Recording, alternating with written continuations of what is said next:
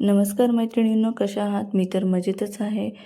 तर आज होता युगच्या वॅक्सिनचा दिवस. पण पहा ना, जेव्हा गरज असते सकाळी उठण्याची तेव्हा मुले काही उठत नाही आणि जेव्हा गरज नसते तेव्हा ती अगदी सकाळीच उठून बसतात. तसंच आज युगला अजिबात उठायची इच्छा नव्हती. त्याला कसंबसं असं लाड वगैरे करून उठवलं. पण त्याला उठायची इच्छा नसल्यामुळे तो थोडासा रडत-रडतच उठत होता.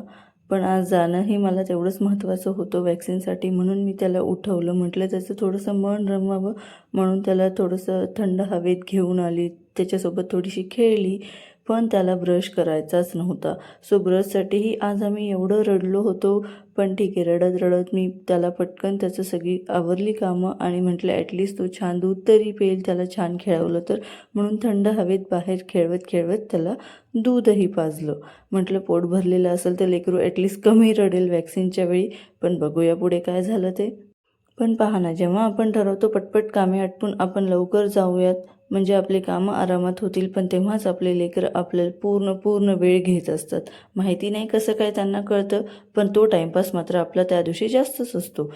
पण ते सगळं करूनही मी पटकन रेडी झाले आणि नंतर योगला पण रेडी केलं आणि आम्ही वॅक्सिनला जाण्यासाठी रेडी झालो होतो. मला माहीत होते की जाण्याचं चित्र आपलं काही वेगळंच आहे, पण येतानाही काही वेगळंच होईल. पण त्यासाठी मी मनाची पूर्ण तयारी केली होती. आम्ही वॅक्सिनसाठी तर निघालोच होतो. पण युगला छान वाटत होतं की आम्ही कुठेतरी बाहेर जात आहोत म्हणून.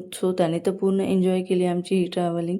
पण मी वाट बघत होती की पटकन त्याचं वॅक्सिन देऊन यावं मी घरी, कारण ते पण महत्त्वाचंच होतं. आम्ही प्रोसेस करून इथे आलो. पण पहा, माणसं अनोळखी असल्यामुळे युगला त्यांच्या हातून औषध पण घ्यायचं नव्हतं, इंजेक्शन पण टोचवून घ्यायचे नव्हते. कसंबसं मी त्याला आजची वॅक्सिन दिलेली आहे. पण हे त्याचं रडतानाचा आवाज ऐकून, त्याला पाहून मनात इतकं वाईट वाटत होतं. खरं सांगते, एक आई म्हणून आपण जे म्हणतो ना मनातून मी खूप रडली, ते आज माझ्यासोबत तसं काहीतरी झालं होतं. तुमच्यासोबतही वॅक्सिनच्या वेळी असंच होतं का? मला सांगा. आणि तुम्ही बाळाला कसं शांत करता तेही मला कमेंटमध्ये नक्कीच कळवा. मी तर हे सगळं पाहून युगला मिठीमध्ये इतकं गच्च धरून बसली होती. म्हटलं आपल्या बाळावर नंतर ही वेळ नाही यायला पाहिजे, पण असं थोडी म्हणून चालत असतं. पण हा 1.5 वर्षाचा डोस होता, त्यामुळे मला 4 डोस त्याला देणंच होते. 2 औषध पाजवायची होती आणि 1 हातात आणि 1 पायात इंजेक्शन द्यायचे होते. अशी 4 डोस मला त्याला द्यायचीच होती. ही वॅक्सिन कुठल्याही गव्हर्नमेंटच्या हॉस्पिटलमध्ये तुम्हाला अगदी मोफत मिळते. त्यामुळे तुम्हीही तुमच्या बाळाला दिली आहेत का? तर कुठे दिली हे मला कमेंटमध्ये नक्की सांगा. आणि तुमचंही बाळ तुम्ही रडलेलं कसं शांत करतात तेही कमेंटमध्ये सांगायला विसरू नका. आणि पहा, अशा प्रकारे मी माझ्या बाळाला स्वतःला समजवत शांत केलं. पण बाळाचं रडणं ऐकून कुठल्याही आईचं मन तेवढंच थरथर कापतं. पण ठीक आहे, माझं बाळ नंतर सावरलं, पण मी पण स्वतःला सावरलं. आणि पहा, माझा युग इथं इतका शांत झाला होता. तो छान खेळत होता, कारण त्याला त्याचा फेवरेट प्राणी दिसला होता, तो म्हणजे एक कुत्रा होता समोर. त्याचं मन थोडंसं रमलं. ते पाहून मला इतकं बरं वाटलं होतं, कारण मला खूप भीती वाटत होती की माझं बाळ आता कसं रिॲक्ट करेल, खूपच रडेल का, मी एकटी त्याला हँडल करू शकेल का.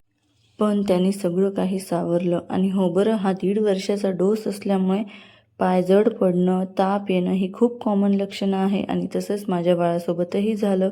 तो आल्यानंतरही खूप चिडचिडपणा करत होता, रडत होता. त्याला कसंबसं जेव घालून, औषध पाजवून मी त्याला शांतपणे झोपवलं.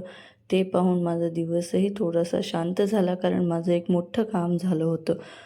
तुम्हाला हा व्हिडिओ कसा वाटला हे सांगायला नक्की विसरू नका. कमेंट करा आणि चॅनलला लाईक आणि सबस्क्राईब करायला विसरू नका.